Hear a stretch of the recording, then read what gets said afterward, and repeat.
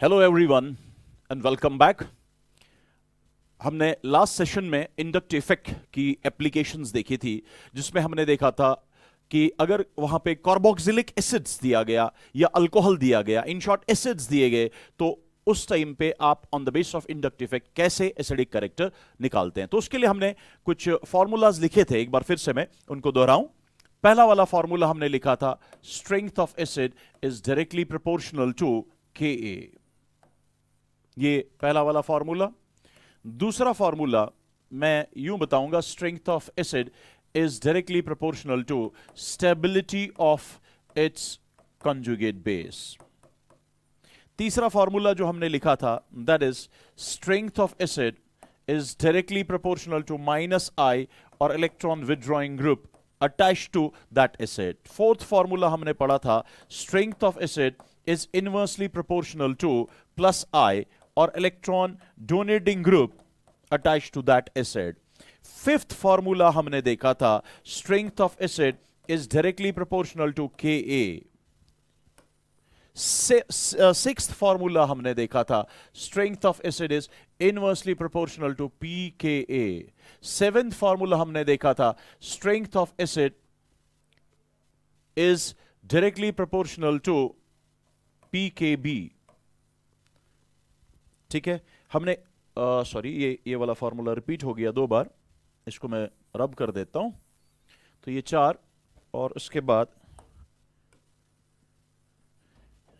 ये 5वां हो गया, ये 6th वाला है। 7th वाला हमने देखा था, strength of acid is inversely proportional to Kb। And 8th वाला हमने देखा था, strength of acid is inversely proportional to pH, लेकिन अगर pH स्केल हो 0 to 14 तक ना। ये फॉर्मूलाज कुछ फॉर्मूलाज थे और हमने इनको लेके देखा था किस तरीके से एसिडिक स्ट्रेंथ देखा जाता है। अभी ज्यादा क्वेश्चंस बन नहीं सकते, इसलिए हम यहां पे ज्यादा क्वेश्चंस फिलहाल नहीं करेंगे, हम आगे बढ़ते हैं।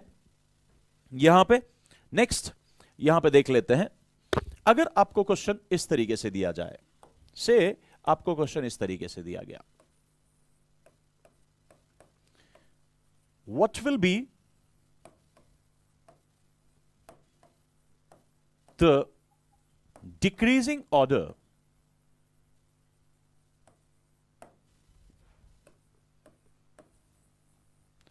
Of acidic strength? What will be the decreasing order of acidic strength among the following hydrocarbons?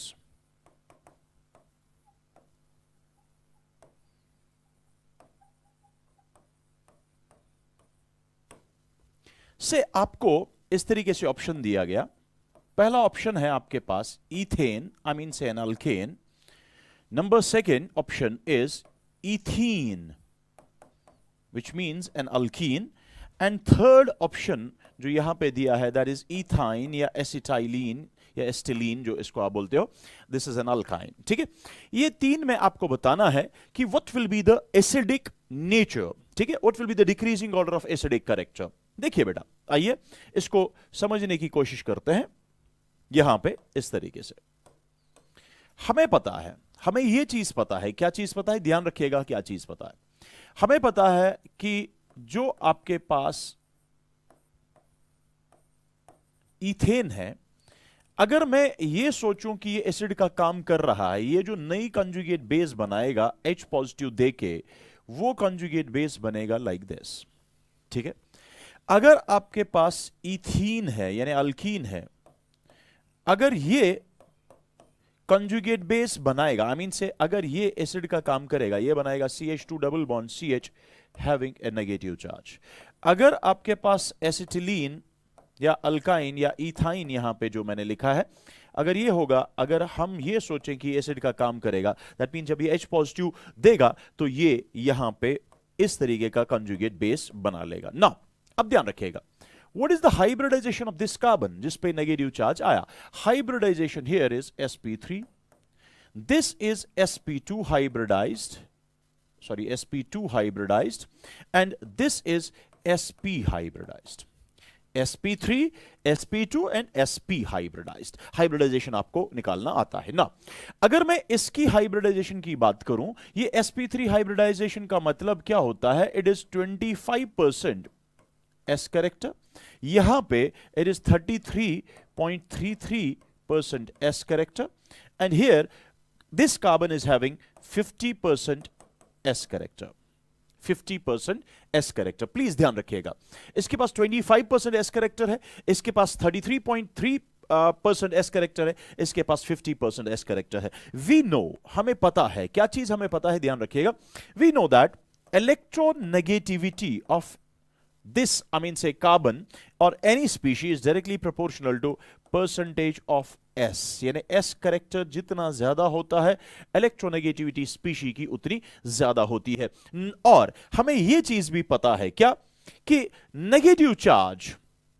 negative charge is generally more stable on more electronegative element. Remember forever, जितना ज्यादा s कैरेक्टर होगा उतना ज्यादा इलेक्ट्रोनेगेटिव होगा। That means इन तीन में अगर मैं इस तरीके से लिखूं, ध्यान दीजिएगा, ये ऑप्शन 1, ये ऑप्शन 2, ये ऑप्शन 3, कौन से एसिड की कॉन्जुगेट बेस में नेगेटिव चार्ज फिर मोर इलेक्ट्रोनेगेटिव एलिमेंट पे है? आप देख रहे हैं ये यहां sp हाइब्रिडाइज्ड है, दैट मींस 50% s कैरेक्टर। इन सब से इसका s कैरेक्टर ज्यादा है। जितना ज्यादा s कैरेक्टर उतनी ज्यादा इलेक्ट्रोनेगेटिविटी, दैट मींस ये सबसे ज्यादा इलेक्ट्रोनेगेटिव कार्बन है, और इलेक्ट्रोनेगेटिव कार्बन पे नेगेटिव चार्ज जनरली स्टेबल मानी जाती है। इसका मतलब ये सबसे स्टेबल हुआ, फिर ये। तो हम क्या बोलेंगे? हम यहां पे बोलेंगे, इस तरीके से ध्यान रखिएगा, हम बोलेंगे stability order of conjugate basis जो यहां है वो क्या है? वो स्टेबिलिटी ऑर्डर क्या है इन कॉन्जुगेट बेसिस का? इन कॉन्जुगेट बेसिस का स्टेबिलिटी ऑर्डर है CH जो है having a negative charge, it is more stable then CH2 double bond CH having negative charge, which in turn is more stable then CH3 CH2 having a negative charge. यहां तक clear? अब इसके बाद हमें क्या पता है कि किसी भी एसिड का कॉन्जुगेट बेस स्टेबल होता है, किसी भी एसिड का जिसका भी कॉन्जुगेट बेस ज्यादा स्टेबल होता है, वही वाला एसिड ज्यादा स्ट्रॉन्गर एसिड है। अगर ये कॉन्जुगेट बेस ज्यादा स्टेबल है, आप देख सकते हैं इसका एसिड कौन सा था, इसका एसिड था ना ये, दैट मींस ये ज्यादा स्ट्रॉन्ग एसिड होगा। तो अगर हम अपने क्वेश्चन पे वापस आ जाते हैं, हमें बताना यहां पे सबसे स्ट्रॉन्गर एसिड कौन है। याद रखेंगे आप, जो अल्काइंस होते हैं, ठीक, टर्मिनल अल्काइन, से for example this one, this is more acidic then alkyne, alkyne in turn is more acidic then alkane. Why is it so? क्यों ये अल्काइन ज्यादा एसिडिक है as compared to alkene as compared to this? Why acetylene is more acidic than ethene? Why ethene is more acidic than ethane? Reason simple is that here the carbon जिस पे से hydrogen जुड़ा है, यानी ये carbon जिस पे hydrogen जुड़ा है इट इज sp हाइब्रिडाइज्ड, और यहां पे जो कार्बन जिस पे हाइड्रोजन जुड़ा है इट्स sp2 हाइब्रिडाइज्ड, और यहां पे जो कार्बन है जिस पे हाइड्रोजन जुड़ा इट्स sp3 हाइब्रिडाइज्ड। जितना ज्यादा हाइब्रिडाइजेशन s करेक्टर होगा, ठीक, कार्बन का, उतना उसकी इलेक्ट्रोनेगेटिविटी ज्यादा। जितनी इलेक्ट्रोनेगेटिविटी ज्यादा, अगर H पॉजिटिव बाहर जाके उस पे नेगेटिव चार्ज आएगा, वो ज्यादा स्टेबल होगा। In short this is more acidic. Reason simple, reason is because its conjugate base is more stable than the conjugate base of this, which in turn is more stable than conjugate base of this. Okay बेटा, now आगे बढ़ते हैं।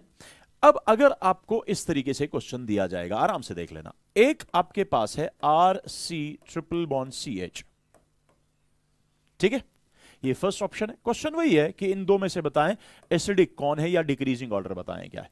एक ये है RC triple bond CH3, या इस R के बदले में चलो मैं यहां पे वैल्यू ही सब्स्टिट्यूट करता हूं। मैं बोल रहा हूं कि आपके पास है CH3 C triple bond CH, ठीक है। दूसरा है बेटा आपके पास like this CH3 single bond C triple bond C single bond CH3। देखो दो टाइप के अल्काइंस यहां पे है, पहली बात समझने की कोशिश करो, ठीक है। यहां पे ये अल्काइन जो है इसमें टर्मिनल कार्बन पे डबल बॉन्ड है, और यहां नॉन टर्मिनल कार्बन पे ट्रिपल बॉन्ड है टर्मिनल कार्बन पे, और यहां नॉन टर्मिनल कार्बन पे ट्रिपल बॉन्ड है। This is known as terminal alkyne, this is known as non terminal alkyne. हमेशा के लिए याद रखें टर्मिनल अल्काइंस, हमेशा के लिए याद रखें terminal alkynes are more acidic than non-terminal alkynes.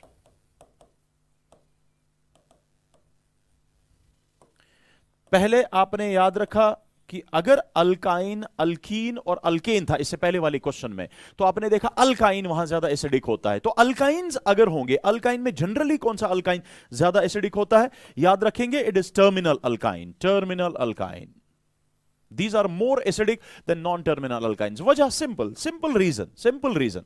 देखो, अगर आप यहां से कंजुगेट बेस बनाएंगे, ऑब्वियसली आप मोस्ट एसिडिक हाइड्रोजन को बाहर निकालेंगे, ये वाला हाइड्रोजन बाहर जाएगा, एंड यहां पे जो है नेगेटिव चार्ज इस तरीके से बनेगा, यानी negative charge sp hybridize carbon पे आएगा। कुछ बच्चे सोच रहे हैं सर हमें कैसे पता चलेगा ये मोर एसिडिक है? सिंपल, देखो, अगर यहां से हाइड्रोजन आप बाहर निकालते हैं तो sp3 hybridize, this is sp3 hybridize carbon, sp3 hybridize carbon पे नेगेटिव चार्ज आता। लेकिन अगर इस कार्बन से हाइड्रोजन बाहर जाएगा तो sp पे नेगेटिव चार्ज आएगा। मुझे बताओ, sp3 पे नेगेटिव चार्ज ज्यादा स्टेबल है कि sp हाइब्रिडाइज कार्बन पे? अभी मैंने इससे पहले क्वेश्चन में समझा sp हाइब्रिडाइज कार्बन पे नेगेटिव चार्ज ज्यादा स्टेबल है। तो किसका CH बॉन्ड इजी है तोड़ना, या कहां H इजीली निकल सकता है बाहर? इस पोजीशन से कि इस पोजीशन से? अगर इस पोजीशन से बाहर जा रहा है तो ये स्टेबल हो रहा है, अगर इस पोजीशन से बाहर जा रहा है तो उतना स्टेबल नहीं हो रहा है। ऑब्वियसली ये वाला H इजीली बाहर जाएगा, सो यही एसिडिक हाइड्रोजन है।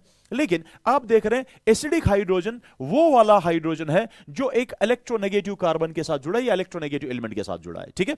तो अब कार्बन में इलेक्ट्रोनेगेटिव सबसे कौन है? sp। तो यहां पे sp के साथ हाइड्रोजन है, इसलिए ये एसिडिक हाइड्रोजन बन गया। लेकिन यहां जो है sp3 हाइब्रिडाइज कार्बन के साथ हाइड्रोजन है, क्या ये उतना हाइड्रोजन इजीली बाहर जाएगा? नहीं। क्यों? क्योंकि जब हाइड्रोजन यहां पे बाहर जाएगा, देखो, जब हाइड्रोजन यहां पे बाहर जाएगा, आप देख भी सकते हैं यहां पे नेगेटिव चार्ज इससे पहले वाले में आया था sp हाइब्रिडाइज कार्बन पे, लेकिन यहां किस पे आ रहा है? sp2 हाइब्रिडाइज कार्बन पे। जब हाइब्रिडाइजेशन डिफरेंट हो, याद रखेंगे बेटा, यहां और यहां एलिमेंट तो सेम था लेकिन इनकी हाइब्रिडाइजेशन डिफरेंट थी। जब एलिमेंट सेम हो और उनकी हाइब्रिडाइजेशन सेम हो, उनकी स्टेबिलिटी सिर्फ आप एक्सप्लेन करें on the base of hybridization और कोई इफेक्ट नहीं। क्या मैं फिर से रिपीट कर रहा हूं, जिस टाइम पे आपको नेगेटिव चार्ज स्पीशी की स्टेबिलिटी चेक करनी है और आप ये देख रहे हैं कि एक जगह पे जिस नेगेटिवली चार्ज स्पीशी की आपको स्टेबिलिटी चेक करनी है वहां negative charge sp hybridize carbon पे है, और दूसरी जगह जहां पे आपको ये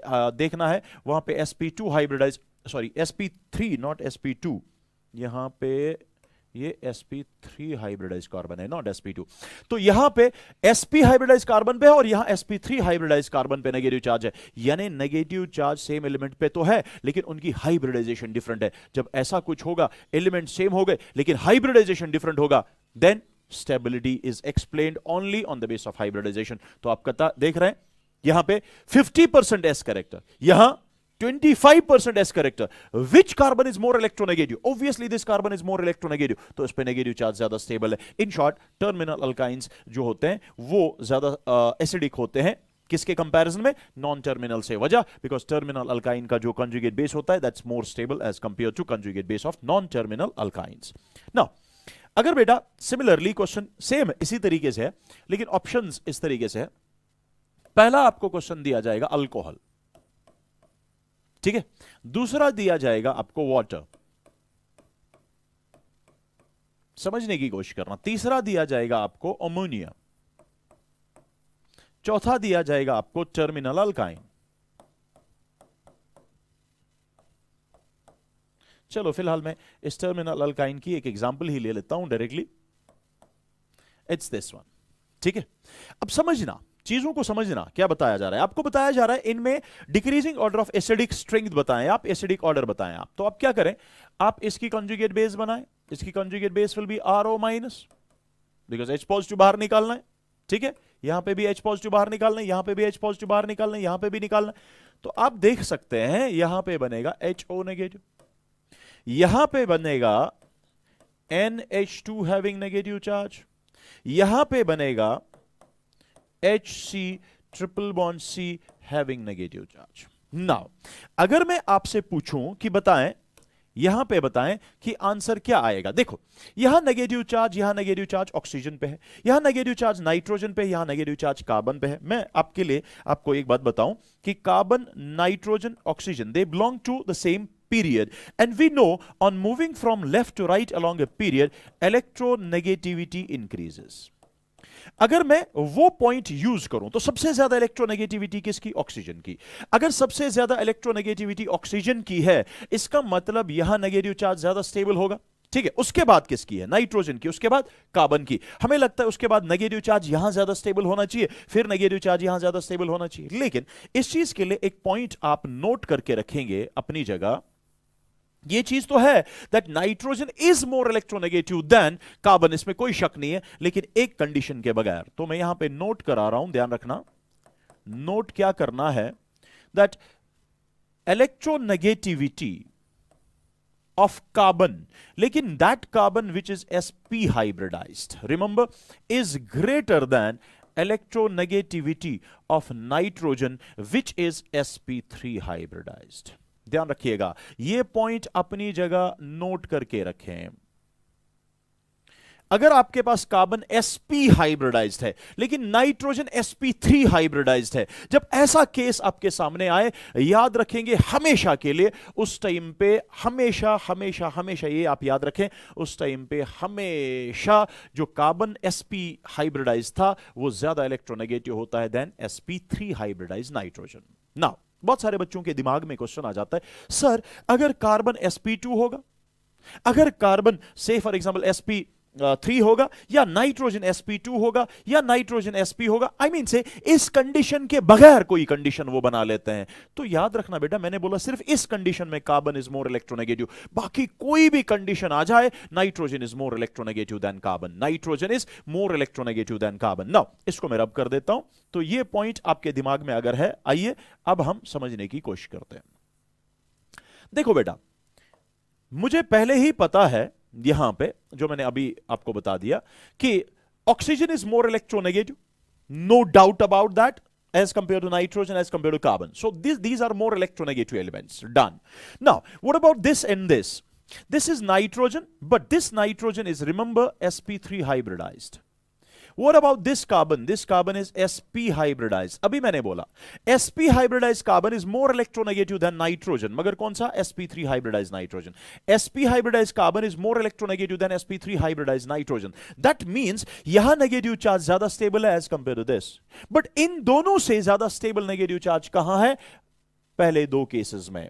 दैट मींस ये दो ज्यादा स्टेबल है, फिर ये स्टेबल है, फिर ये स्टेबल है। आराम से सुनना।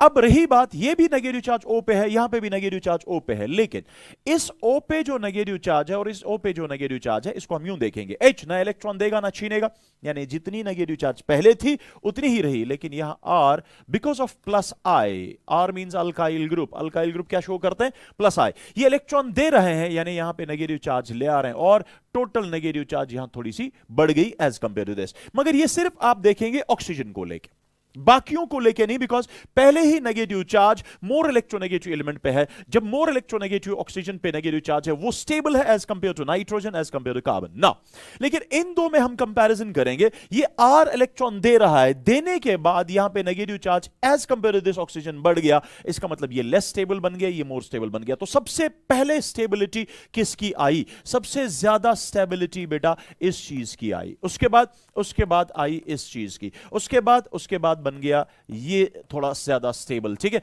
और फाइनली बन गया ये स्टेबल। तो हम अगर ये देखें कि इनमें से किसका कंजुगेट बेस सबसे स्टेबल है, आप बोलेंगे वाटर का, इसलिए आज याद रखेंगे आप, वाटर इज मोर एसिडिक। उसके बाद किसका? Alcohol, water is more acidic than alcohol, ठीक है। उसके बाद अल्कोहल के बाद टर्मिनल अल्काइन, से for example acetylene, acetylene is more acidic then ammonia. तो अगर आपको यह समझ आया, यह चीज अब आप जुबानी याद रखने की कोशिश करेंगे। ठीक, पहले समझ लो कैसे, उसके बाद now tell me why water is more acidic than alcohol, why alcohol is more acidic than what we call acetylene, why acetylene is more acidic than ammonia? Reason is simple, its water, conjugate base of water, is more stable than the conjugate base of alcohol, which in turn is more stable than the conjugate base of acetylene, which in turn is more stable than the conjugate base of ammonia. So these questions are based basically on the basis of conjugate base stability. I hope ये आराम से आप याद रख सकते हैं. Now यहीं पे एक क्वेश्चन और बनता है, लाइक अब हमें पता है अल्कोहल, ठीक, और हमें पता है वाटर. अभी हमने देखा alcohols are more acid, sorry water is more acidic than alcohol. On that basis हम क्या बोलेंगे, हम बोलेंगे यहां water is more acidic than methanol. अभी हमने देखा water is more acidic than alcohol, reason water की कंजुगेट बेस ज्यादा स्टेबल थी एज कंपेयर टू अल्कोहल. तो ऑन दैट बेसिस हम ऐसा करेंगे. ठीक है बेटा. So the answer for this question should be water is more acidic than alcohol, I mean say water is more acidic than methanol. But जो ही हमने ऐसा किया, याद रखना ये बिल्कुल गलत आंसर माना जाएगा. Now the question is, why is it so? Reason behind that is, अगर हम ऐसा लिखें, हमने लिखा on the basis of concepts, on the basis of conjugate base, मगर ये contradict कर रहा है with the help with experiments. Experimentally ये देखा गया है that alcohols are weaker acids than water, या water is stronger acid than alcohol, but except methanol. तो experimental fact है कि जो methanol है, methanol is more acidic than water. So आज के बाद आप क्या पॉइंट याद रखा करेंगे, तो पॉइंट इस तरीके से बन रहा है बेटा. क्या पॉइंट इस तरीके से बन रहा है, water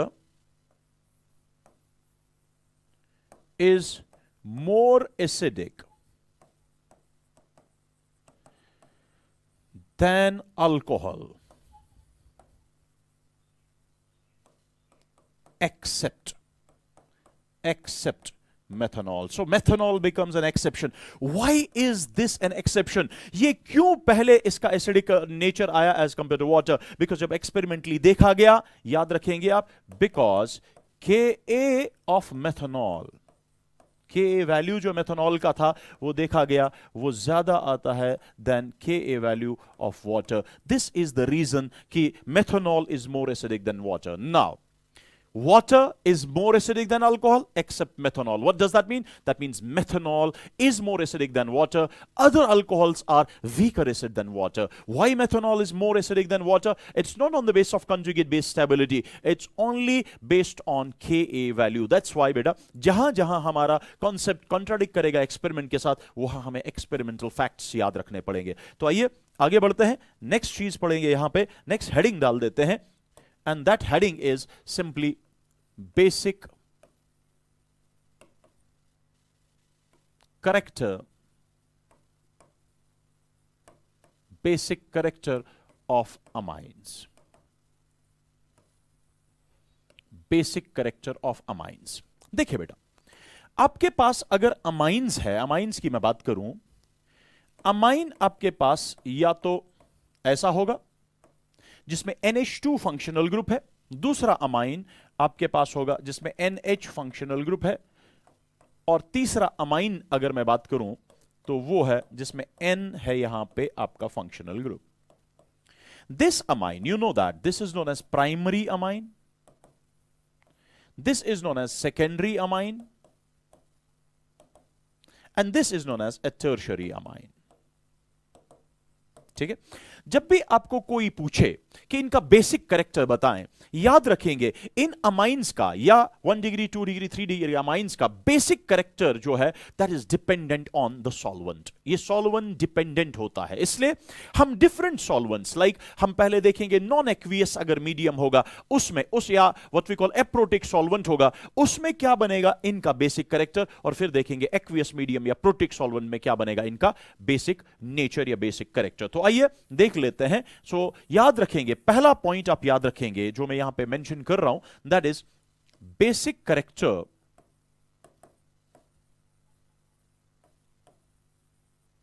of amines is solvent dependent.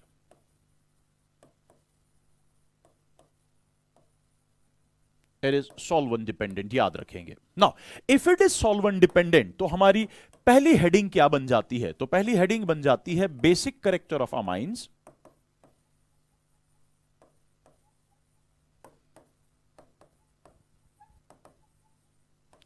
इन, ध्यान रखना, नॉन एक्वियस मीडियम,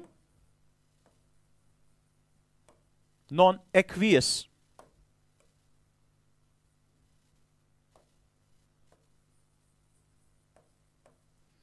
मीडियम, या मैं बोलूंगा बेटा एप्रोटिक सॉल्वेंट, या हम बोलेंगे, चलो यहीं पे लिख देते हैं और करके, gaseous phase. Gaseous phase means without solvent, या तो सॉल्वेंट होगा ही नहीं, या अगर हम सॉल्वेंट ले भी रहे हैं तो हम कौन सा वाला सॉल्वेंट ले रहे हैं? नॉन एक्वियस मीडियम, या हम ले रहे हैं एप्रोटिक सॉल्वेंट। तो इसमें क्या याद आपको रखना है, ध्यान रखिएगा, इसमें आपने याद रखना है कि अगर आपके पास प्राइमरी अमाइन है, अगर आपके पास सेकेंडरी अमाइन है, और अगर आपके पास टर्शरी अमाइन है, इनका बेसिक कैरेक्टर किस तरीके से आप एक्सप्लेन करें, ध्यान रखना। हर किसी में नाइट्रोजन पे लोन पेयर ऑफ इलेक्ट्रॉन है। नाउ बेसिक कैरेक्टर किस तरीके से ऑर्गेनिक केमिस्ट्री में हम डिस्कस करते हैं? हम किसको बोलते हैं ऑर्गेनिक केमिस्ट्री में? बेस। बेस हम बोलते हैं H पॉजिटिव एक्सेप्टर को ऑर्गेनिक केमिस्ट्री में, या हम बोलते हैं इलेक्ट्रॉन पेयर डोनर को। ठीक है, देखिए अब जिस मीडियम की हम बात कर रहे हैं, क्योंकि वो एक नॉन एक्वियस मीडियम है, मतलब वो एक्वा जैसा, वाटर जैसा मीडियम नहीं है। यानी वाटर में ऐसी क्या खुसूसियत थी? वाटर H पॉजिटिव दे सकता है, दैट मींस ये एक एप्रोटिक सॉल्वेंट है।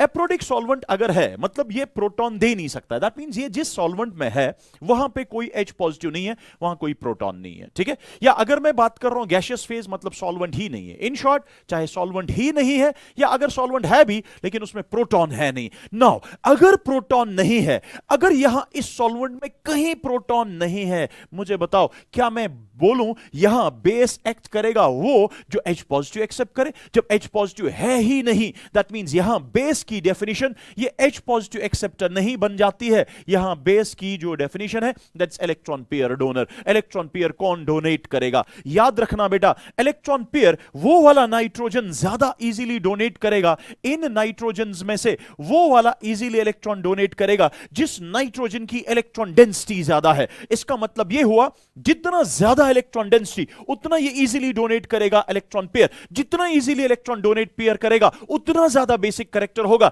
यानी कहने का मतलब है यहां जो स्ट्रेंथ ऑफ बेस है,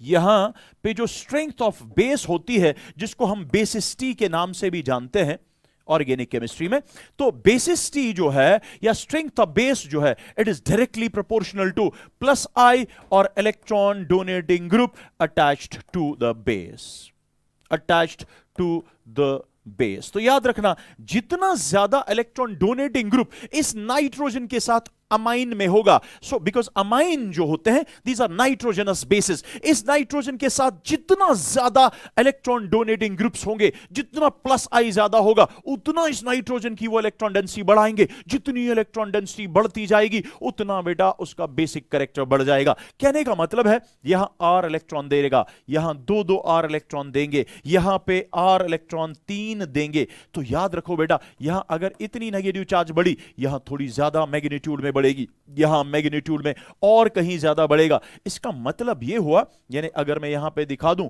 यहां पे मैं दिखा दूं और मैग्नीट्यूड बढ़ गया, ठीक है, आंखों को समझाने के लिए। तो this is the nitrogen, nitrogen of tertiary amine, जिसकी इलेक्ट्रॉन डेंसिटी सबसे ज्यादा बढ़ गई।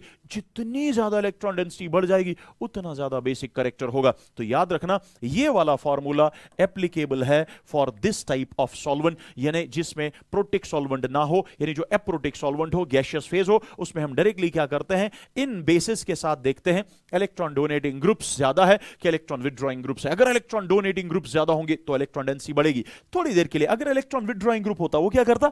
इलेक्ट्रॉन विथड्रॉ करता। जितने ज्यादा इलेक्ट्रॉन सपोज विथड्रॉ होते, मिसाल जितना ज्यादा नाइट्रोजन से इलेक्ट्रॉन डेंसिटी छीनी जाती, विदड्रॉ की जाती, उतनी नाइट्रोजन की इलेक्ट्रॉन डेंसिटी कम होती, जितनी इलेक्ट्रॉन डेंसिटी कम होती उतना उसका बेसिक कैरेक्टर कम होता। दैट मींस यहां पे दो फॉर्मूलाज बन रहे हैं। एक बन रहा है basicity is directly proportional to, जैसे यहां पे आपने देखा, is directly proportional to plus I, और दूसरा जो बेसिस टी है या स्ट्रेंथ ऑफ बेस है बेटा, that is inversely proportional to minus I or electron withdrawing group attached to the base. तो अब on the basis of formulas आप क्या देख पा रहे हैं? Primary amine, normal primary amine, normal secondary amine, normal tertiary amine. Normal मतलब यहां पे जो अल्काइल ग्रुप्स होते हैं तब ये नॉर्मल है, लेकिन अगर इन अल्काइल ग्रुप्स में मैं कुछ इलेक्ट्रॉन विड्रॉइंग ग्रुप्स लगा दूं एंड ऑल दैट, तब जाके नॉर्मल अल्काइल अमाइन या नॉर्मल अमाइंस नहीं रहेंगे ना। ये जो प्राइमरी अमाइन है, सेकेंडरी अमाइन है, टर्शियरी अमाइन है, अब मुझे आप बताएं इन दो में से ये वाला फॉर्मूला यहां पे फिलहाल डायरेक्टली अप्लाई हो सकता है, और अप्लाई करने के बाद क्या मैं बोलूं आज के बाद? Tertiary amine greater than secondary amine greater than primary amine। तो ये जो ऑर्डर बन गया, that tertiary amine is greater than secondary amine greater than primary amine, ये ऑर्डर बन गया basis T of amines। ये बन गया basis T of amines, मगर in non aqueous मीडिया बोले आप, और एप्रोटिक सॉल्वेंट बोले आप, या आप बोल सकते हैं इन गैसियस फेज। नाउ आज के बाद फिर से अगर आपसे कोई पूछे कि amines 1 degree amine, 2 degree amine, 3 degree amine में ज्यादा कौन सा अमाइन स्ट्रॉन्ग बेस है, आपका पहला क्वेश्चन होना चाहिए किस मीडियम की बात हो रही है। सपोज मीडियम उन्होंने दिया, उन्होंने बोला aqueous, sorry non aqueous media, उन्होंने बोला एप्रोटिक सॉल्वेंट, उन्होंने बोला गैसियस फेज, तो आप बोलेंगे टर्शियरी अमाइन सबसे ज्यादा स्ट्रॉन्ग बेस होता है अमाइंस में, उसके बाद सेकेंडरी, उसके बाद प्राइमरी अमाइन। ठीक है, तो याद रखिएगा ये एप्लीकेबल है सिर्फ नॉन एक्वियस मीडियम के लिए, एप्रोटिक सॉल्वेंट के लिए और गैसियस फेज के लिए। आई होप यहां तक क्लियर है, आप इसको अच्छे से दिमाग में रख सकते हैं। आगे बढ़ते हैं। नेक्स्ट है, अगर बेसिक कैरेक्टर आपको बताना है, बेसिक कैरेक्टर आपको बताना है अमाइंस का, लेकिन ये बेसिक कैरेक्टर जो है ऑफ अमाइंस, ये हम डिस्कस कर रहे हैं इन एक्वियस मीडिया और प्रोटिक सॉल्वेंट। देखो प्रोटिक सॉल्वेंट हम किसको बोलते हैं? वो सॉल्वेंट जो प्रोटॉन दे सके। प्रोटॉन कौन दे सकता है? पहली बात, प्रोटॉन कौन दे सकता है? जब H जुड़ा हो मोर इलेक्ट्रोनेगेटिव एलिमेंट्स के साथ, like ON Cl Br I, ठीक है, तो बहुत सारे हैं, मैं सारे यहां पे नहीं मेंशन कर रहा हूं। तो इन शॉर्ट मैं बोल रहा हूं जब ये इलेक्ट्रोनेगेटिव एलिमेंट के साथ हो, कभी कभी कार्बन भी हो सकता है, but that carbon should be sp hybridize. In short ये जब भी ये H ऐसे इलेक्ट्रोनेगेटिव स्पीशीज के साथ जुड़ा होगा, उस टाइम पे ये H इजीली बाहर जा सकता है एज प्रोटॉन, ठीक है, यानी एज H पॉजिटिव। मिसाल के तौर पर अगर मैं वाटर की बात करूं, वाटर तो ये है, तो वाटर में भी तो H ये ले लो आप या ये वाला ले लो, O के साथ जुड़ा है, जब भी इन इलेक्ट्रोनेगेटिव एलिमेंट्स के साथ या इलेक्ट्रोनेगेटिव एलिमेंट के साथ जुड़ा है, दैट मींस ये तो दे सकता है एज H पॉजिटिव। सो प्रोटॉन वाटर दे सकता है इजीली। तो वाटर एक ऐसा सॉल्वेंट है जो पोलर प्रोटिक है या सिंपली जो एक प्रोटिक सॉल्वेंट है। जब प्रोटिक सॉल्वेंट आपके पास हो उस टाइम पे क्या इस टाइम बेसिक कैरेक्टर होगा अमाइंस का। देखिए जब आप अमाइन लेंगे,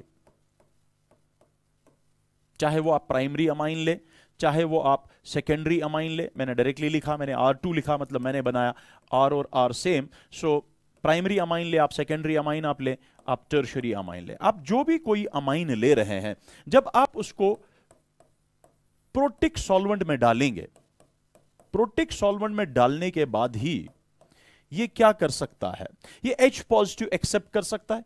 H पॉजिटिव एक्सेप्ट जब बेस करता है तो वो जो नई चीज बनाएगा यहां NH2 से NH3, और चूंकि H पॉजिटिव एक्सेप्ट किया इसलिए ऐसा बनेगा, और वाटर रहेगा OH नेगेटिव। तो ये एक इस तरीके से इक्विलिब्रियम मेंटेन होगा इनके बीच में। सो यहां पे इस तरीके के कंजुगेट एसिड्स बन जाएंगे। ध्यान दीजिएगा,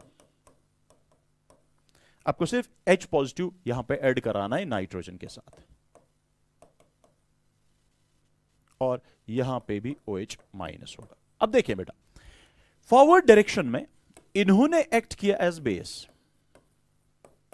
क्यों ये एक्ट कर रहा है एज बेस? ये अपना लोन पेयर देके H पॉजिटिव एक्सेप्ट कर रहा है। H पॉजिटिव एक्सेप्ट जो भी करेगा दैट्स बेस। ये बेस का काम कर रहा है और वाटर यहां एसिड का काम कर रहा है। ये अगर बेस है, जो ये नई चीज बन रही है, यानी ये दीज आर कंजुगेट एसिड्स। ये क्या है? These are conjugate acids. ये तीनों कंजुगेट एसिड्स है। ये इसका कंजुगेट एसिड है, ये इसका कंजुगेट एसिड है, ये इसका कंजुगेट एसिड है। इन शॉर्ट, जब हमने इससे पहले वाले मीडियम में बेसिक कैरेक्टर देखा, वहां पे कंजुगेट एसिड्स फॉर्म नहीं हो रहे थे बिकॉज वहां पे प्रोटॉन अवेलेबल नहीं था। लेकिन इस मीडियम में, पोलर प्रोटिक सॉल्वेंट में, या वाटर जब अपने सॉल्वेंट लिया यानी एक्वियस मीडियम में, अमाइन एज अमाइन नहीं रहेगा, वो कन्वर्ट हो सकता है इनटू कंजुगेट एसिड। इसका मतलब अगर मुझे अब यह समझना है कि इन तीन बेसेस में ज्यादा स्ट्रॉन्ग बेस कौन है, मैं बोलूंगा इन तीन में वो स्ट्रॉन्ग बेस है जो अपना कंजुगेट एसिड जल्दी बनाए। और कंजुगेट एसिड जल्दी कौन बनाएगा? जिसका कंजुगेट एसिड ज्यादा स्टेबल होगा। इसका मतलब इस मीडियम के लिए क्या बन जाता है फिर फॉर्मूला, ध्यान रखिएगा। इस मीडियम के लिए हम बोलेंगे basicity is directly proportional to stability of its conjugate acid. यानी अब अगर हमें इस मीडियम में यह ढूंढना है कि प्राइमरी, सेकेंडरी और टर्शरी अमाइन में ज्यादा बेसिक कौन है, तो हमें यह देखना पड़ेगा प्राइमरी अमाइन, सेकेंडरी अमाइन और टर्शरी अमाइन का जो कंजुगेट एसिड है उसमें से सबसे स्टेबल किसका कंजुगेट एसिड है। याद रखेंगे।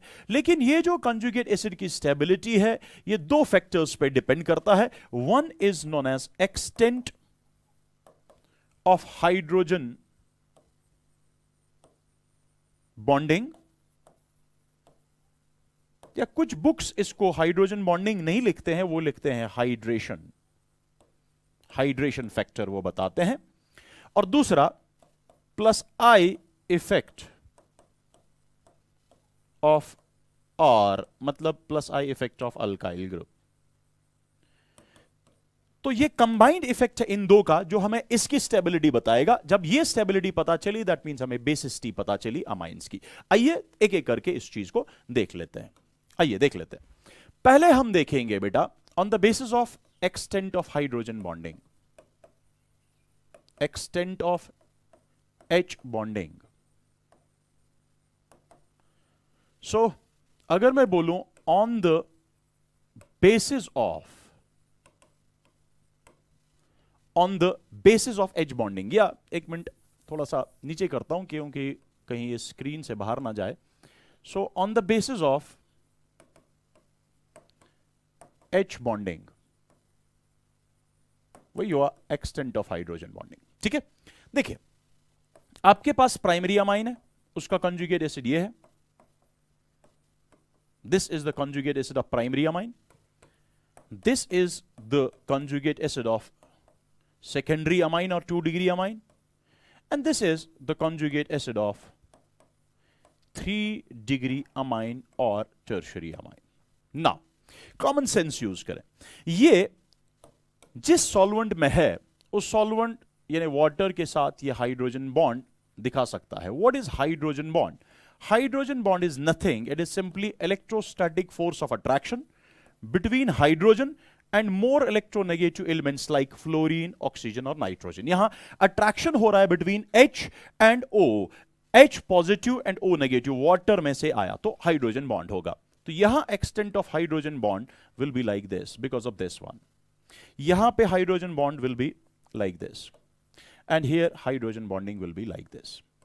ना अगर आप लेमन की तरह देखना चाहें, मैं इनको तीन को अलग कर रहा हूं, मुझे बताएं किस वाले अमाइन में या किस वाले अमाइन के कंजुगेट एसिड में सॉल्वेंट के साथ ज्यादा हाइड्रोजन बॉन्डिंग हो रही है। आप देखो हाइड्रोजन बॉन्डिंग यहां हो रही है। अगर हाइड्रोजन बॉन्डिंग यहां हो रही है, it clearly indicates force of attraction यहां पे ओवरऑल ज्यादा डेवलप हो रहा है। फोर्स ऑफ अट्रैक्शन जब ज्यादा होगा दैट मींस यहां पे सबसे ये स्टेबल बन जाता है, और उसके बाद ये स्टेबल, उसके बाद ये स्टेबल। ठीक है, so on the basis of hydrogen bonding क्या मैं ये बताऊं कि जो स्टेबिलिटी है किसकी, व्हाट वी कॉल 1 डिग्री या मैं इस तरीके से बोलूंगा, stability of conjugate acid of 1 degree amine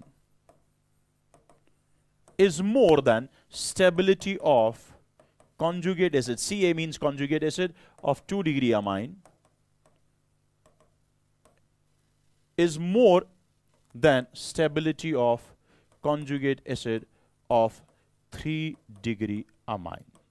So this is the stability order of conjugate acid of amines, but on the basis of hydrogen bonding. Therefore, simply मैं बोलूंगा basis T order क्या बनेगा फिर यहां क्या बनेगा basis T order अगर मैं on the basis of hydrogen bonding बात करूं, मैं बोलूंगा 1 डिग्री अमाइन ज्यादा बेसिक होगा, उसके बाद 2 डिग्री अमाइन होगा, और लास्ट में 3 डिग्री अमाइन होगा. आई होप ये क्लियर है. तो आज के बाद अगर आपको कोई पूछे, बताए प्राइमरी, सेकेंडरी और टर्शियरी अमाइन अगर है और प्रोटिक सॉल्वेंट है, वहां पे क्या होगा बेसिक करेक्टर, आप बोलेंगे वहां होगा on the basis of hydrogen bonding 1 degree amine ज्यादा स्ट्रॉन्गर बेस, फिर 2 डिग्री, फिर 3 degree. So on the basis of hydrogen bonding 1 degree, 2 degree, 3 degree. इसी तरीके से अगर आप हाइड्रोजन बॉन्डिंग ना दिखाएं, ठीक है, आप हाइड्रोजन बॉन्डिंग ना दिखाएं, आप बात करें हाइड्रेशन की. What is hydration? हाइड्रेशन किसको हम बोलते हैं? जब सॉल्वेशन हो लेकिन विद द हेल्प ऑफ क्या, वाटर, उसको आप बोलते हो हाइड्रेशन. नाउ मतलब मैं यहां ज्यादा डिटेल नहीं जाऊंगा, लेकिन आपने ये चीजें पढ़ी होती है, तो मैं सिर्फ इतना बताऊंगा कि जब वाटर चूंकि पोलर है, H पॉजिटिव O नेगेटिव, वो जो नेगेटिव पार्ट है वो इसको सॉल्वेट करने की कोशिश करेगा. अगर मैं यहां पे on the base of hydration बात करूं, one and the same, hydration में बात करूं, हाइड्रा मींस वाटर, तो ये वाटर जो है जब वो आएगा, वो वाटर मॉलिक्यूल अपना इलेक्ट्रॉन क्लाउड लेके, वो नेगेटिव चार्ज इलेक्ट्रॉन क्लाउड इस अमाइन को, इस अमाइन के कॉन्जुगेट एसिड को हाइड्रेट करेगा because of force of attraction. यहां पे भी हाइड्रेशन होगा, ठीक, यहां पे भी हाइड्रेशन होगा, लेकिन ध्यान रखना, यहां पे गौर से समझने की कोशिश करें, यहां हाइड्रेशन ज्यादा होगा, ठीक है, यहां हाइड्रेशन थोड़ा सा कम होगा, और यहां हाइड्रेशन जो है और कम होगा. Because what is that hydration? Hydration is positive part is positive, इसके पॉजिटिव पार्ट की अट्रैक्शन वाटर के नेगेटिव पार्ट के साथ. ऑब्वियसली वो यहां ज्यादा हो रहा है, फिर यहां, फिर यहां. दैट मींस हाइड्रेशन आप बोले या on the base of hydrogen bonding बोले, one and the same order तो वही आएगा, that 1 degree greater than 2 degree greater than 3 degree. Next यहां पे हमें देखना है, गौर से समझना. अच्छा, आपसे मैं माफी चाहूंगा, मे भी आज 5-10 मिनट थोड़ा सा एक्स्ट्रा हो जाए, बिकॉज ये टॉपिक कंप्लीट करना है ताकि हमें नेक्स्ट क्लास में या नेक्स्ट सेशन में जो है रेजोनेंस पढ़ना है ना. अब यहां पे मैं दूसरा बोलूंगा, मैं बोलूंगा on the basis of plus I effect, obviously of alkyl group. तो क्या देखेंगे हम यहां? देखिए, आपके पास फिर से यहां पे कॉन्जुगेट एसिड है 1 डिग्री अमाइन का, आपके पास कॉन्जुगेट एसिड है 2 डिग्री अमाइन का, आपके पास कॉन्जुगेट एसिड है 3 डिग्री अमाइन का. अब आप चेक कर लो, आप ये देख पा रहे हैं कि यहां पे जो भी कॉन्जुगेट एसिड है ये पॉजिटिवली चार्ज्ड है. अगर ये पॉजिटिवली चार्ज्ड है, जिगर ध्यान रखना, ये पॉजिटिव चार्ज को इलेक्ट्रॉन कहां से मिल रहा है? यहां से, बिकॉज ऑफ प्लस आई. यहां से इसको कहां से मिल रहा है? इन 2 से, बिकॉज ऑफ प्लस आई. इसको मिल रहा है 3 साइड से इलेक्ट्रॉन बिकॉज ऑफ प्लस आई. कहने का मतलब है यहां डेवलप होगी स्लाइट नेगेटिव चार्ज, यहां इससे ज्यादा नेगेटिव चार्ज डेवलप होगी, यहां नेगेटिव चार्ज बहुत डेवलप होगी. नट शेल में अगर आप चेक कर लें, नट शेल में यहां पे इन दोनों की वजह से पॉजिटिव चार्ज थोड़ी सी कम हुई, पहले के कंपैरिजन में थोड़ी कम हुई, लेकिन फिर भी होगी कुछ ना कुछ. यहां पॉजिटिव चार्ज और कम हुई, ठीक है. अगर आप यहां देखोगे, यहां पॉजिटिव चार्ज बहुत कम हुई होगी, बल्कि किसी बच्चे को भी दिख भी नहीं रहा, इतना मैंने छोटा दिखाया, ये आंखों को समझाने के लिए. यहां ज्यादा पॉजिटिव चार्ज का मैग्नीट्यूड, फाइनली यहां कम, यहां और कम. इन शॉर्ट, जितना ज्यादा प्लस आई बढ़ रहा है, उतना वो इस पॉजिटिव चार्ज को इलेक्ट्रॉन देके इसका मैग्नीट्यूड ऑफ पॉजिटिव चार्ज कम कर रहा है, मतलब ज्यादा स्टेबल बना रहा है. दैट मीन्स अगर मैं ऑन द बेस ऑफ ये बोलूं, मैं बोलूंगा ना, स्टेबिलिटी किसकी सबसे ज्यादा होगी? A third की. That means stability of conjugate acid of 3 degree amine will be greater than stability of conjugate acid of 2 degree amine, which in turn is greater than stability of conjugate acid of 1 degree amine. तो ये होगा on the basis of plus I effect conjugate acid की stability. अगर ये conjugate acid की stability है, जो भी कंजुगेट एसिड की स्टेबिलिटी होगी वही होगा ना बेसिक ऑर्डर। तो क्या बनेगा on the basis of plus I basis tea order, वो होगा ना 3 degree greater than 2 degree amine greater than 1 degree amine, ये होगा ना बेटा ऑर्डर। तो आइए वापस चलते हैं। तो अब हमारे पास जो दो फैक्टर्स थे, हाइड्रोजन बॉन्डिंग वाला फैक्टर, ध्यान रखना, एच बॉन्डिंग वाला फैक्टर, समझना प्लीज चीजों को, और प्लस आई इफेक्ट वाला फैक्टर। इस फैक्टर के हिसाब से what is the basis tea order? Basis tea order क्या है इस फैक्टर के हिसाब से? इस फैक्टर के हिसाब से है 1 degree greater than 2 degree greater than 3 degree, मतलब अमाइंस। इसके हिसाब से क्या है basis tea order among amines?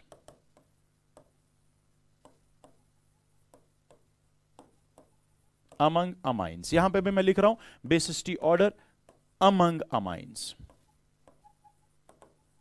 ठीक, यहां पे क्या बन जाता था basis tea order? Basis tea order यहां बन जाता था 3 degree greater than 2 degree greater than 1 degree. अब ध्यान रखें, ऐसे सोचें कि ये 3 बच्चे हैं 1 2 3।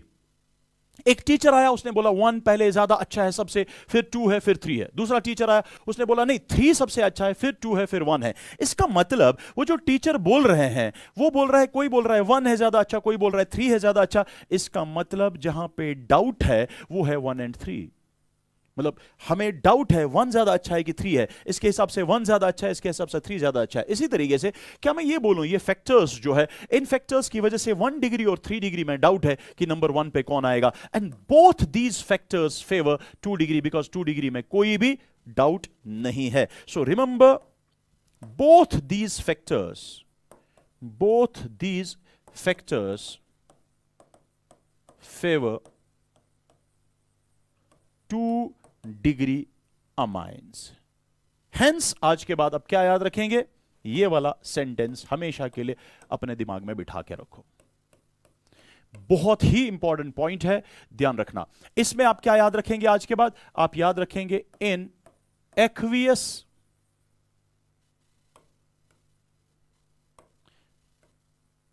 एक्वियस मीडिया और protic solvent, 2 degree amines are considered strong bases among amines। amines में सबसे स्ट्रॉन्गर बेस कौन है आज के बाद? वो है 2 डिग्री अमाइन। मगर अगर आपसे कोई पूछे 1 डिग्री 2 डिग्री 3 डिग्री अमाइन में स्ट्रॉन्ग बेस कौन है, आप नहीं बोलना 2 डिग्री अमाइन, पहले ये पता करना व्हाट इज द सॉल्वेंट। अगर सॉल्वेंट नॉन एक्वियस मीडियम, आप ऐसे की बात कर रहे हैं, एप्रोटिक सॉल्वेंट की बात करें, गैसियस फेज की बात करें, तो 3 डिग्री 2 डिग्री 1 डिग्री। लेकिन अगर एक्वियस मीडियम है या प्रोटिक सॉल्वेंट है तो 2 डिग्री अमाइन सबसे स्ट्रॉन्ग बेस है। सपोज वो बोलेगा सॉल्वेंट है लेकिन मैं बोलूंगा नहीं, यानी कल को क्वेश्चन दिया जाएगा कि which of the following is stronger base, 2 degree 1 degree 3 degree amine, लेकिन सॉल्वेंट मेंशन नहीं है। जब मेंशन नहीं है, याद रखना तब क्या याद रखेंगे आप? If solvent is not mentioned, if solvent is not mentioned, take water as solvent. यानी जब कोई आपको बोलेगा 1 डिग्री 2 डिग्री 3 डिग्री अमाइंस में क्या है बेसिक करेक्टर, लेकिन वो बोलेगा सॉल्वेंट नहीं, यानी सॉल्वेंट के बारे में कोई इंफॉर्मेशन नहीं देगा, take water as solvent. And if water is as solvent then that means आपको जो भी बताना है, आपको बताना है एक्वियस मीडियम की बात, यानी उस टाइम पे सेकेंडरी अमाइन फिर बन जाता है सबसे स्ट्रॉन्ग बेस अमंग अमाइंस। तो मैं वापस आ जाता हूं, अगर अमाइंस की बात करें, अमाइंस का बेसिक करेक्टर सॉल्वेंट डिपेंडेंट देखा आपने अभी। अगर non aqueous medium, aprotic solvent, gaseous phase हो तो 3 डिग्री 2 डिग्री 1 डिग्री। लेकिन अगर एक्वियस मीडियम है या प्रोटिक सॉल्वेंट है या सॉल्वेंट मेंशन नहीं है, टेक वाटर एज सॉल्वेंट, उस टाइम पे 2 degree amine is considered as strongest base among amines. Now शक किस किस में था, उनका शक दूर करने की कोशिश करते हैं। शक था 1 डिग्री अमाइन और 3 डिग्री अमाइन में। तो मैं एक बार फिर से 1 डिग्री अमाइन का कंजुगेट एसिड बनाऊंगा और 3 डिग्री अमाइन का कॉन्जुगेट एसिड बनाऊंगा। 2 डिग्री का क्यों नहीं मैंने बनाया? बिकॉज उसका शक तो हमने पहले ही वो बताया कि वो सबसे ज्यादा स्ट्रॉन्गर बेस है, दैट मींस उसका कॉन्जुगेट एसिड सबसे स्टेबल है, यानी उसमें तो कोई शक था नहीं। शक तो सिर्फ इन दो में था। अब इन दो का शक हम किस तरीके से दूर करेंगे? यहां पे दो केसेस अराइज होते हैं, केस 1 ध्यान रखना एंड केस 2। केसेस बहुत सारे हैं बेटा, लेकिन आप सिर्फ अपने क्लास के लिए, चाहे वो नीट हो या जेई हो, सिर्फ ये दो केसेस याद रखेंगे, इससे ज्यादा याद रखने की जरूरत नहीं है।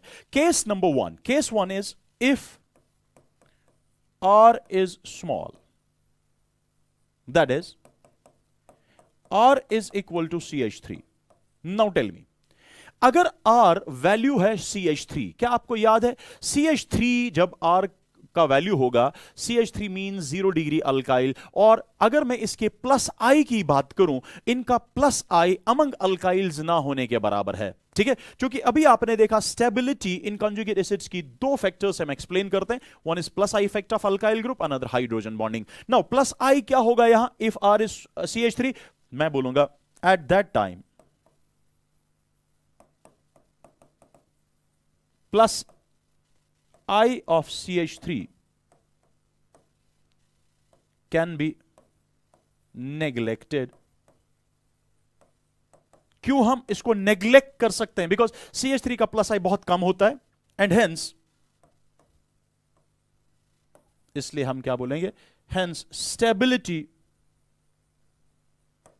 Of conjugate acid will be explained on the basis of hydrogen bonding only. क्योंकि दो फैक्टर्स थे, अगर एक फैक्टर आपने नेग्लेक्ट किया, वहां बचा हाइड्रोजन बॉन्डिंग। अब देख लीजिए, अगर आप हाइड्रोजन बॉन्डिंग अब देखोगे, देखो ये hydrogen bond, hydrogen bond, hydrogen bond, तो इन दो केसेस में आप मुझे बताओ हाइड्रोजन बॉन्डिंग कहां पे ज्यादा हो रहा है? ये फर्स्ट केस में कि सेकंड केस में? फर्स्ट केस में कि सेकंड केस में? ऑब्वियसली फर्स्ट केस में। So on the base of hydrogen bonding अगर ये बताएं, तो हम बोलेंगे फिर कॉन्जुगेट एसिड, जो स्टेबिलिटी है किसकी? Of conjugate acid of 1 degree amine, वो होगा ज्यादा than stability of conjugate acid of 3 degree amine. तो ये हमें फाइनल यहां पे नतीजा निकला, if what we call R is CH3। देखो कितना आसान है ना। इससे हम क्या बोलेंगे? हम बोल सकते हैं ना, देयरफॉर बेसिक कैरेक्टर क्या होगा? फिर बेसिसिटी ऑर्डर क्या आएगा? बेसिसिटी ऑर्डर क्या आएगा? बेसिसिटी ऑर्डर आएगा ना बेटा मेरा फिर 1 degree amine greater than 3 degree amine. बात समझ आ रही है? तो बेसिसिटी ऑर्डर आएगा 1 degree amine greater than 3 degree amine, इन दो में।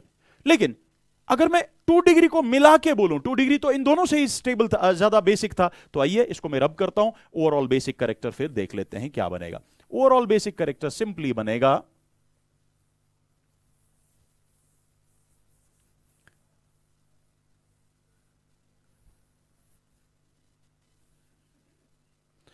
फिर मैं ये बताऊंगा और ये चीज याद रखेंगे आप। तो फाइनली हम बोलेंगे overall basicity order, overall basicity order बनेगा। सिंपली क्या बनेगा? 2 डिग्री अमाइंस, वो तो सबसे पहले था ही। अभी आपने देखा 1 डिग्री अमाइन, उसके बाद 3 डिग्री अमाइंस। मगर कब? ये याद रखना है, if R is CH3, R जब CH3 है। ये था case 1, and next case that will be case 2। देख लीजिए यहां पे हम क्या बोलेंगे। हम बोलेंगे केस सेकंड में,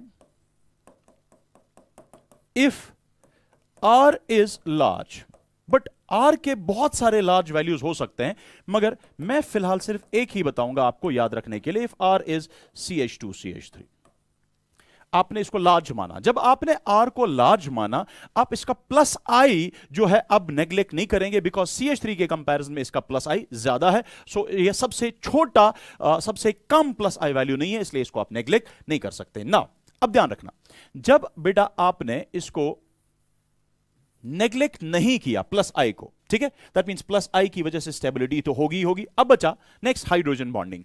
जब हाइड्रोजन बॉन्डिंग, चूंकि R is large, remember if R is large कहने से जो एक्सटेंट ऑफ हाइड्रोजन बॉन्डिंग होगा, एक्सटेंट ऑफ हाइड्रोजन बॉन्डिंग जो होगा will be less due to steric repulsion.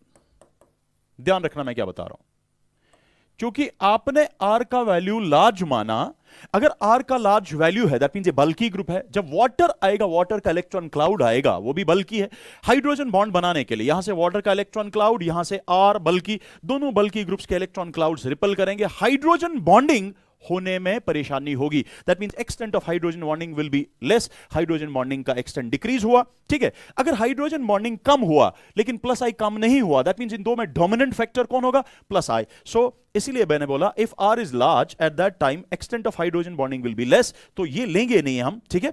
And what we call hence stability, उस time पे फिर हम क्या कर रहे हैं, stability of conjugate acid will be explained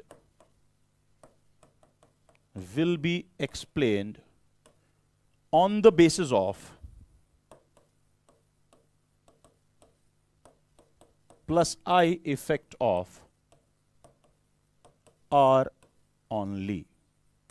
तो याद रखना जब R बड़ा होगा उस टाइम पे hydrogen bonding because of repulsion कम होगा, उसको आप नेग्लेक्ट कर सकते हैं, छोड़ सकते हैं as compare to plus I effect. इसलिए सिर्फ प्लस आई इफेक्ट यहां एक्सप्लेन करेगा यहां पे स्टेबिलिटी ऑफ कंजुगेट एसिड। तो आइए देख लेते हैं प्लस आई इफेक्ट किस में ज्यादा है। तो वो दूर से समझ आ रहा है, यहां पे R एक ही है तो प्लस आई कम होगा, यहां पे R ज्यादा है तो प्लस आई ज्यादा होगा। ऑन दैट बेसिस अगर हम बताएं प्लस आई किस में है, इसमें ज्यादा, सो मैं बोलूंगा फिर stability of conjugate acid of 3 degree amine is greater than stability of conjugate acid of 1 degree amine. अगर ये हमें स्टेबिलिटी ऑर्डर निकला, हमारा बेसिसिटी ऑर्डर होगा, बेसिसिटी ऑर्डर फिर आएगा क्या, 3 degree amine greater than 1 degree amine. अगर मैं ओवरऑल बेसिसिटी बताऊं, ओवरऑल बेसिसिटी ऑर्डर बताऊं, ओवरऑल बेसिसिटी ऑर्डर क्या आएगा, ओवरऑल बेसिसिटी ऑर्डर आएगा 2 degree amine greater than 3 degree greater than 1 degree, मगर ये तब होगा if R is equal to CH2CH3। ठीक है बेटा। So this was all about, अगर मैं इसको समराइज करूं शॉर्ट में, मैं ये बोलूंगा आज के बाद आप ये याद रखें कि अमाइंस में जब R CH3 होगा, अमाइंस में जब R CH2CH3 होगा, दो वैल्यूज शॉर्ट में, इस टाइम पे एक्सप्लेन करेगा यहां stability of conjugate acid, that means basic character explain करेगा सिर्फ और सिर्फ हाइड्रोजन बॉन्डिंग, और यहां पे करेगा सिर्फ और सिर्फ प्लस आई इफेक्ट। और यहां पे जो ओवरऑल बेसिक ऑर्डर आएगा that is 2 degree amine greater than 1 degree amine greater than 3 degree amine, और यहां पे जो बेसिक ऑर्डर आएगा that is 2 degree amine greater than 3 degree amine greater than 1 degree amine. इसको आप ट्रिक वाइज याद रख सकते हैं। आप देखो ये और ये छोटा है, स्मॉल ग्रुप, ठीक है, ये ट्रिक समझाने के लिए मैं बोल रहा हूं। और ये क्या है, ये एक लार्ज ग्रुप है, याद रखें। डाउट किन में था, डाउट था इन दो में, जिन दो में डाउट होता है, ठीक है, उनमें पहले कौन लिखें। अगर यहां से स्मॉल ग्रुप होगा, आर का वैल्यू स्मॉल होगा, तो आप पहले इन दो में स्मॉल वाला लिखो, छोटा लिखो। अगर यहां से ग्रुप छोटा है तो 1 डिग्री और 3 डिग्री में छोटा कौन है, 1, इसलिए 1 डिग्री आप लिखें। अगर बड़ा ग्रुप है, ठीक है, अगर बड़ा ग्रुप है जिनमें डाउट था, इन दो में बड़ा कौन, 3, इसलिए पहले 3 लिखें फिर 1 लिखें। इस तरीके से बेटा बेसिक कैरेक्टर ऑफ अमाइन जो है वो कंप्लीट हो गया। तो मिलते हैं नेक्स्ट सेशन में, और नेक्स्ट सेशन में हम डिस्कस करते हैं next question, and that is resonance, and that's very important question. तो टिल देन अल्लाह हाफिज।